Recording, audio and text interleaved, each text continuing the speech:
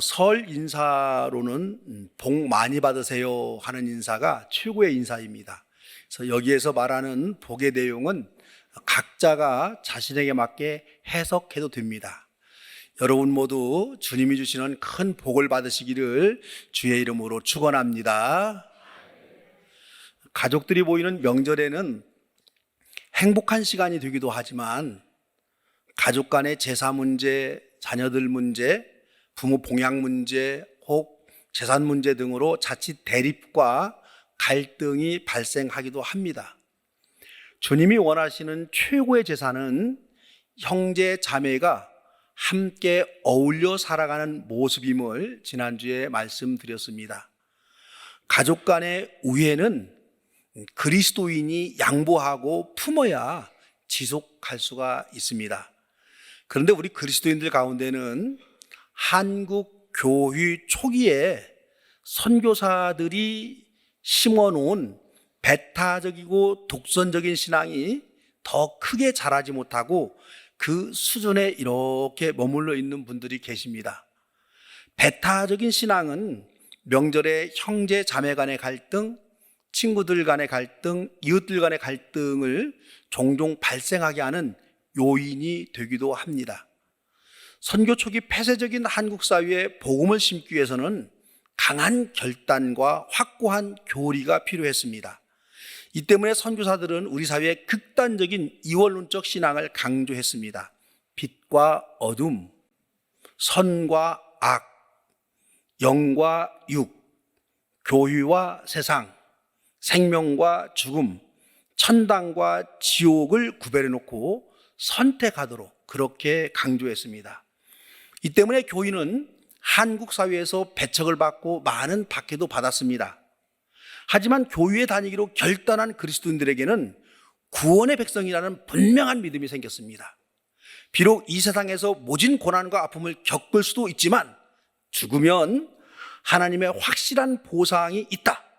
이 사실을 확신을 가지게 됩니다.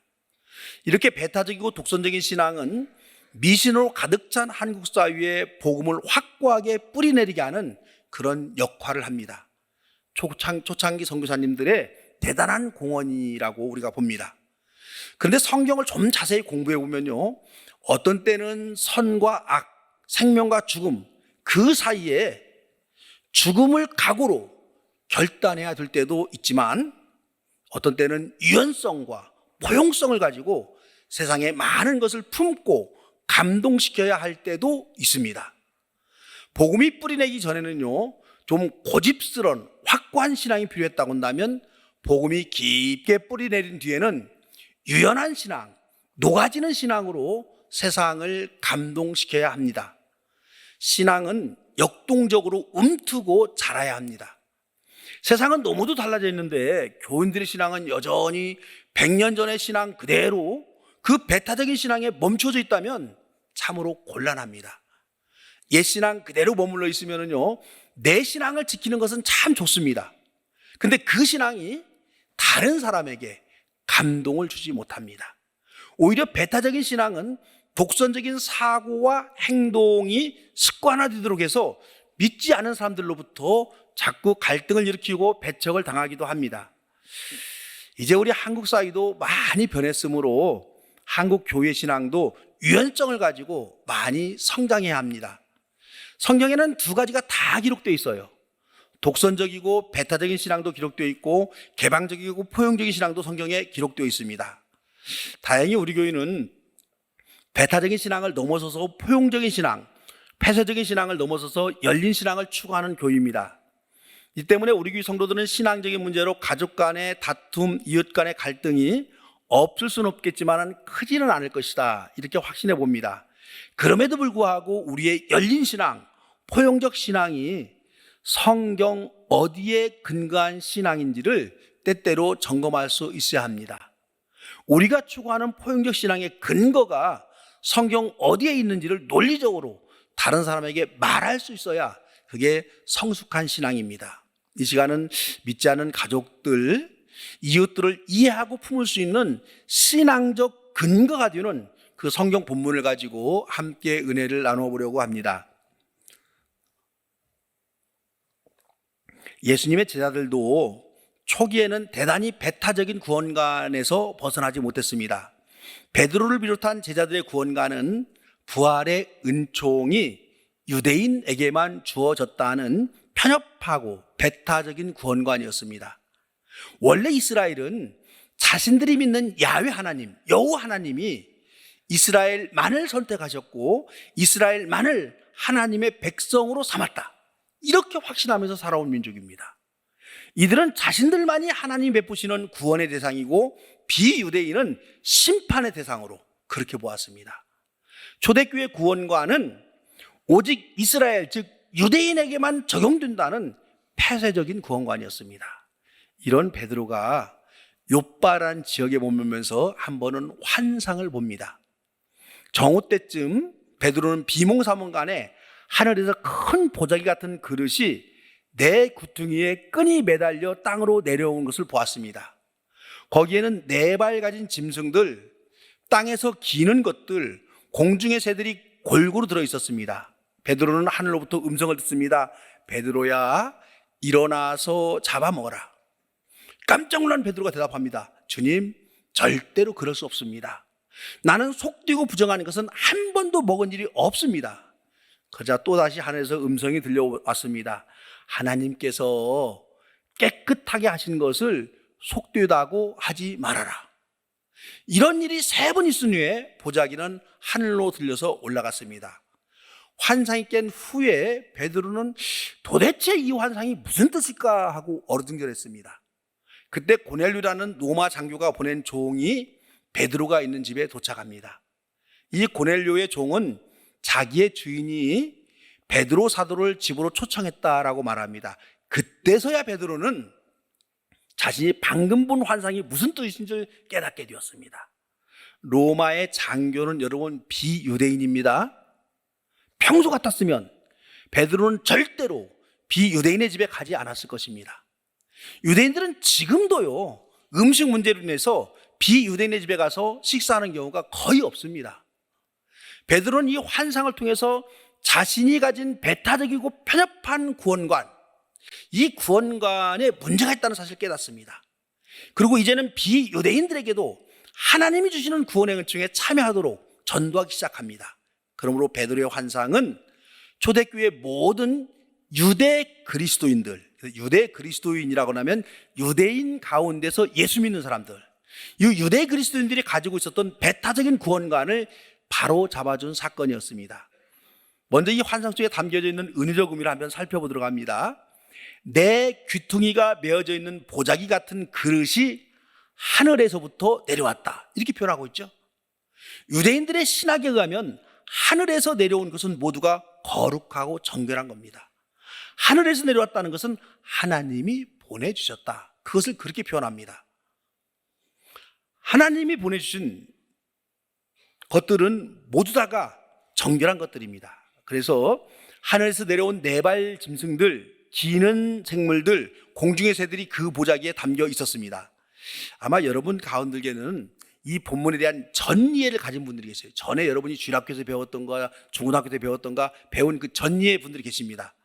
이분들은 보자기에 담겨 있는 짐승들이 내기에 나오는 부정한 짐승이라 대부분 그렇게 알고 있습니다. 그래서 성경을 설렁설렁 보면은 그냥 그렇게 그냥 인식하고 또 그렇게 설교를 하기도 합니다. 여러분, 신앙이 좀 잘하려면 성경을 좀 더 확인하고 꼼꼼히 볼 수 있어야 합니다. 그래서 우리 사도행전 10장 20절 화면을 보면서 다시 한번 확인 한번 해보시죠. 여러분 직접 한번 확인해 보세요. 같이 한번 읽습니다.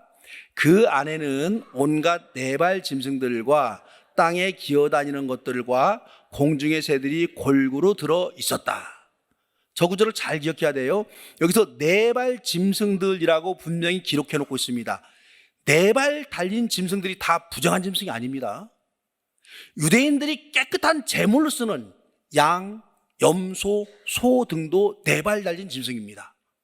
다만 4발 짐승들 가운데서 굽이 갈라진 짐승인데 새김질하지 않는 짐승이 부정하다, 그렇게 내기에 되어 있습니다. 그래서 여러분, 돼지는 4발이 달렸지만은, 그리고 굽이 갈라졌지만은 돼지는 새김질하지 않습니다. 그러기에 유대인들이 돼지고기를 부정한 짐승이라고 해서 먹지 않습니다. 반대로 낙타와 토끼는 새김질은 하는데 굽이 갈라지지 않았습니다. 이 때문에 유대인들은 낙타 고기와 토끼 고기를 먹지 않습니다. 하지만 보자기에 담겨있는 짐승들은요, 4발 짐승이라고만 되어 있습니다. 부정한 짐승이 들어있다 전제하지 않았어요. 그런데 베드로는 왜 부정하기에 먹지 않는다 이렇게 말했을까요? 또 있습니다. 땅에 기는 것들이라고 되어 있죠. 땅에 기어다니는 것들 이렇게 되어 있는데, 성경에 땅에 기어다니는 부정한 것들도 있지만은 땅에 기는 모든 것들이라고 해서 다 부정하다라고 말하고 있지 않습니다. 보자기는 땅에 기는 것들, 기어다니는 것들이라고만 기록되어 있지 땅에 기어다니는 부정한 것들이다 이렇게 기록되지 않았어요. 공중의 새들도 들어있습니다. 공중의 새들 가운데서도 죽은 고기를 먹는 까마귀 같은 새는 부정한 새입니다. 그런데 비둘기같이 정결함을 상징하는 새들도 여러분 있습니다. 부정한 새들이라고 성경에 기록되어 있지 않습니다. 그런데도 베드로는 부정한 것이라 주장하면서 절대로 잡아먹지 않겠다 3번이나 고집을 피는 거예요. 베드로의 이 고정된 태도, 그 고집스러운 태도에 답답하시던 하나님 말씀합니다. 야, 하나님이 내가 깨끗하다고 그러는데 왜 네가 부정하다고 그러냐? 이게 이제 그 베드로와 하나님과의 대화입니다.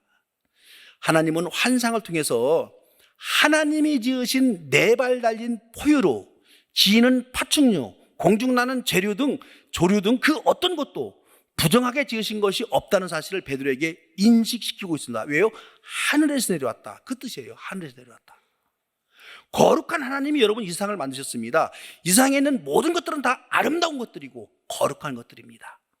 특히 이 땅에 2발을 디디고 살아가는 모든 인간은 다 하나님이 지으신 사랑의 대상이고 구원의 대상입니다. 그런데도 유대인들은 유대인이 아닌 다른 민족은 다 하나님의 저주의 대상이라, 심판의 대상이라 그렇게 취급을 한 거예요. 이런 영향을 받은 초대교회 사도들이 예수님의 부활을 경험했으면서도 예수님이 주시는 구원의 은총이 유대인들에게만 임한다, 처음에는 그렇게 보았습니다. 그래서 유대인들에게만 전도했던 거예요. 이런 유대 그리스도인들의 배타적이고 독선적인 신앙에 대해서 하나님이 교정해 주고 있는 환상이 바로 이 사건입니다. 사실 여러분, 유대인 중에서도 모든 비유대인들을 심판의 대상으로만 생각했던 사람만 있었던 것은 아닙니다. 비유대인들도 유대인들과 동등한 구원의 대상이라고 생각한 유대인들이 역사 속에서 있었습니다. 오늘 우리가 읽은 룻기 읽었는데요. 여러분, 룻기하고 롯기하고 어떻게 달라요? 생각해 볼 필요가 없어요. 롯기는 없어요. 아브라함의 조카가 롯이에요. 소돔과 고모라에 살았던. 그래서 여러분이 혼돈하지 말라고 룻기. 그래서 롯기는 없어요. 룻기만 있습니다. 이 룻기는 유대인들에게 비유대인들을 절대로 배타적으로 대해서는 안 된다, 이 점을 강조하고 있는 성경이에요. 그래서 여러분, 룻기의 중심 내용 우리가 읽어보면은 보아스와 룻의 보리밭 사랑을 다루고 있는 그런 내용이지만은 그 내용이 중심 내용이 아니에요. 룻기의 중심 내용은 다윗의 할아버지인 오벳이 비유대인 여인인 룻을 통해서 탄생했다, 이 사실을 여러분 강조하고 있어요. 그래서 여러분, 구약을 이렇게 보면은 구약의 마지막 결론, 강조점은 마지막 단락에 대부분 있습니다. 룻기는 다윗이라는 이름이 앞부분은 전혀 안 나와요. 마지막 단락에 나오는데 2번 나옵니다. 그래서 사실은 다윗이 숨겨진 주인공이에요. 다윗의 할아버지가 누구였다는 점을 알려주기 위해서 룻기가 사실 쓰여진 겁니다. 이스라엘 역사에서 가장 훌륭한 왕이라고 칭찬하는 이 다윗 왕은 비유대 여인인 룻을 증조 할머니로 두고 있다, 이 사실을 상기시켜 주는 겁니다. 다윗 왕이 순수 아브라함의 혈통이 아니라 비유대인과 혼합된 혈통입니다. 그 점을 지금 말하고 있습니다. 그러니 비유대인들을 배척하거나 멸시하거나 심판의 대상으로 보아서는 안 된다는 사실을 룻기가 강조하고 있습니다. 이런 포용적인 신앙, 열린 신앙이 예수님에게서 활짝 꽃이 피었습니다. 여러분, 비유대인들도요, 하늘로부터 내려왔습니다. 비유대인들도 하나님이 지으신 소중한 창조물들입니다. 그러므로 비유대인들에게도 복음을 전하고 그들을 사랑의 대상으로 보고 그들도 구원의 대상임을 선포하라는 이 교훈, 이 교훈을 베드로는 이 환상을 통해서 깨닫게 됩니다. 그때부터 베드로는 비유대인들에게 복음을 전하는 복음사에게 전적으로 동화하게 됩니다. 유대인만이 부활의 은총에 참여하는 구원의 대상이 된다는 이 구원관을 베드로가 갖게 되는 겁니다. 이후부터 기독교는 유대인뿐만 아니라 온 인류를 구원의 대상으로 삼는 인류의 종교가 됩니다. 초기 베드로의 구원관과 마찬가지로 한국교회 초창기 성도들도 내세적인 구원관, 피한적인 구원관이라는 배타적이고 편협한 구원관을 가지고 있었습니다. 선교 초기 구한말 한국 사회는 희망이 없는 사회였습니다. 세상을 바라보면 도저히 제정신으로 살 수 없었던 붕괴되는 사회가 선교 초기 구한말 한국 사회였습니다. 나라는 부패해서 망하게 되었고 위세 간섭으로 주권을 잃어버렸고 가난과 기근은 끊이지 않습니다. 조선의 백성들은요 마음 둘 곳이 어디에도 없었습니다. 이 암울한 시기에 선교사들이 조선 사회에 들어와서 복음을 전파했습니다. 더구나 일제가 노골적으로 침략해서 민족을 강탈한 그 일제강점기에 우리 민족은 앞을 보아도 캄캄했고 뒤를 보아도 칠흑 같은 어둠만 존재했습니다. 조선의 백성들은 살아가야 할 이유를 발견할 수가 없었습니다. 이렇게 힘들고 지치고 고갈되어 가서 겨우 죽지 못해 살아가고 있는 조선의 백성들에게 죽은 후에 천국에 간다, 이런 기독교의 내세적인 구원관, 피한적인 구원관은 커다란 희망으로 다가왔습니다. 이 땅에서는 비참하게 살아갈 수밖에 없지만 저 하늘 저 천국에서는 온갖 풍요로움 속에서 부활의 삶을 살아가게 된다는 이 내세적이고 피한적인 구원관은 초기 한국 교인들의 가슴속에 깊이 파고들었습니다. 그래서 굳어진 구원관이 예수천당입니다. 예수천당. 선교 초기 예수천국, 예수천당은 절망이 가득한 구한말 조선 사이에 희망을 주었습니다. 일제강점기를 거치면서 파괴될 대로 파괴되어서 도저히 사람이 살 수 없는 비참한 땅으로 전락한 조선의 현실을 바라보지 말고 저 멀리 비는 시온성, 천국을 바라보며 살아가자.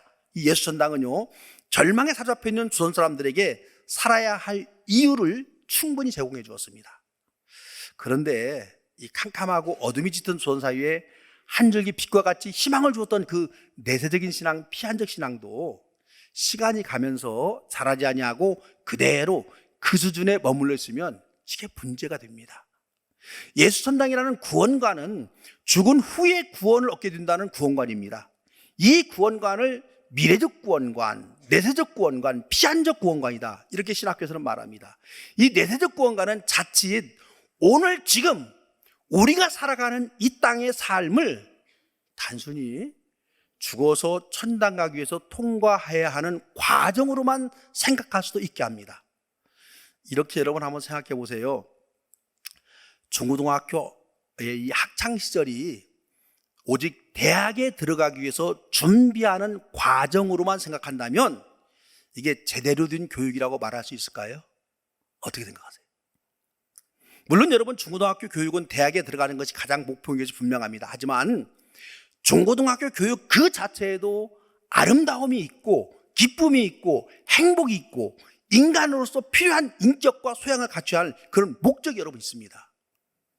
감수성이 예민한 청소년 시기에 생각하는 방법을 배우고 모험심을 기르고 고난을 극복하는 인내를 배우고 타인과 어울려 살아가는 방법을 터득하고 내 의견을 양보하고 남의 의견에 진지하게 귀 기울여주는 교육이 이때 여러분 이루어져야 되는 거예요. 중고등학교 교육이 오직 대학을 들어가기 위한 도구로만 전락한다면 학교는 학교가 아니라 학원이 되는 겁니다. 어떤 교사가 학생들에게 이렇게 말했다고 가정해 봅시다. 가정이에요. 학생들은 오직 대학에 들어가기 위해서 진학동물로 사육되어져야 한다. 이게 맞는 말이에요? 이 교사가 바른 교사일까요? 중고등학교 시절에 문화, 예술, 자유, 스포츠, 사귐, 낭만 등등은 모두가 사치다. 오직 점수를 더 따야 하는 동물이 되어서 이 시기를 보내라. 이렇게 교사가 말한다면 어떻겠어요, 여러분? 참 엉터리 교육이죠. 기독교의 구원도 여러분 마찬가지입니다. 성경은 우리가 살아가는 이 세상이 단순히 죽은 후에 천국 가기 위한 도구로만 이용돼서는 안 된다고 말합니다. 천국은 하나님이 창조하신 거룩한 초월적 도성입니다. 하지만 이 땅도, 이 우주도 하나님이 창조하신 거룩한 도성입니다. 이 땅에 존재하는 모든 인간은 물론 포유류, 파충류, 조류까지도 거룩하신 하나님의 작품입니다. 그러므로 우리가 살아날 동안 하나님의 피조물들과 더불어서 이 땅에서도 하나님이 주시는 구원의 은총을 누리며 살아갈 수 있어야 됩니다. 이 땅에서 누리는 구원의 은총을 우리가 현재적 구원, 실존적 구원, 신학교에서는 이렇게 말합니다. 구원을 여러분 추상적이고 미래적이고 내세적인 은총으로만 보아서는 안 됩니다. 구원은 구체적이고 현실적이고 실존적인 은총입니다. 예를 들어서 여러분 한번 봅시다. 이 땅에 여러분 아직도 많은 차별이 여러분 존재합니다. 여자와 남자의 차별, 정규직과 비정규직의 차별, 지역과 지역의 차별, 학벌 간의 차별, 부자와 가난한 자의 차별, 동성애와 이성애의 차별, 어른과 미성년자의 차별, 이런 등등의 수많은 차별이 존재합니다. 구원은 이 땅에 존재하는 모든 차별을 없애고 서로를 존경의 대상으로 보고 서로를 배움의 대상으로 보고 서로를 함께 살아가기 위해 필요한 존재로 보는 것, 그게 여러분 구원입니다. 특히 종교 간의 차별은 여러분 참 무섭습니다. 전쟁 중에서도 종교 전쟁이 가장 잔혹한 전쟁입니다. 중동 지역에 지금도 진행되고 있는 이 끝없는 전쟁은요, 양쪽 다 잘못된 종교가 그 내면에 자리하고 있습니다. 예수님이 말하는 구원은 종교 간에 멸시하고 무시하고 저주하고 증오하는 그런 모든 배타적인 마음을 없애는 것이 구원입니다. 종교 간에 서로 존중하고 배우고 함께 인류의 평화와 화해와 치유를 위해서 노력하며 살아가는 인격과 태도가, 그게 예수님이 말한 구원입니다. 그동안 세계 역사 속에서 힘을 가진 기독교가 힘없는 다른 종교를 박해하고 무자비하게 짓밟은 역사가 있었습니다. 기독교가 타 종교를 멸시한 배후에는 이놈들은 죽으면 지옥 갈 놈들이니까 짐승과 같이 죽으면 된다는 이런 잘못된 구원관, 배타적인 구원관이 자리하고 있었습니다. 마치 유대인들이 모든 비유대인들을 심판과 저주의 대상으로 본 것과 동일한 겁니다. 기독교인들은 모든 비기독교인들을 심판과 저주의 대상으로만 보려고 합니다. 그러기에 이 땅에서 비기독교인들을 배척하며 살아가도 괜찮고 힘이 있을 때는 이들을 착취하고 짓밟아도 된다, 이런 생각을 했던 적도 있습니다. 여러분 잘못된 생각입니다. 꼭 여러분 오늘 말씀 중에서 이 말씀 하나 기억하세요. 심판은 하나님의 몫이고 사랑은 우리 그리스도인들의 몫입니다. 이거 하나 여러분 외워가면은 오늘 설교 다 들은 거예요. 심판은 하나님의 몫이고 사랑은 우리 그리스도의 책임입니다. 예수님이 우리에게 주신 구원은 이 땅에서 모든 종류의 사람들과 평화를 누리며 함께 살아가는 구원입니다. 그리스도인들은 이 땅에 존재하는 모든 인간들, 모든 생물들, 모든 자연들과 더불어 평화를 누리는 구원의 삶을 살아야 합니다. 그렇게 살다가 이 땅을 떠날 때는 하나님이 예비하신 천국에서의 완전한 구원에 이르게 됩니다. 이런 구원의 삶을 사는 사람들은 나와 교리가 틀리다고 해서 타인을 미워해서는 안 됩니다. 나와 다른 생각, 다른 취향, 다른 배경을 가졌다고 가족 이웃과의 화해를 깨버리는 어리석음을 보면서는 안 됩니다. 특히 나와 종교가 틀리다고 해서 그들을 타도의 대상으로만 보아서는 여러분 안 됩니다. 우리 모두 여러분 죽어서 천당 갑시다. 하지만 이 땅에 살면서도 함께 평화를 누리는 천국의 삶을 살아갑시다. 이 시대 그리스도인들에게는 포용적이고 열린 구원관이 필요합니다. 내 모든 이웃을 내 몸같이 진심으로 사랑하며 이들과 평화롭게 살아가는 것이 이 땅에서의 천국의 삶을 살아가는 포용적인 열린 구원의 삶임을 우리는 기억해야 됩니다. 우리 배타적이고 편협한 구원관을 넘어서서 예수님이 주신 포용적이고 통전적인 참된 구원의 삶을 살아가시기를 주의 이름으로 축원합니다. 사랑의 주님, 우리가 가진 좁은 생각들, 좁은 신학들, 좁은 구원관들을 좀 더 넓혀서 주변에 있는 모든 나와 다른 사람들을 품어주고 안아주고 포용하는 이런 구원관을 가지고, 이런 신앙을 가지고 살아가는 강림의 모든 가족들 되게 하여 주시옵소서. 예수님의 이름으로 기도합니다.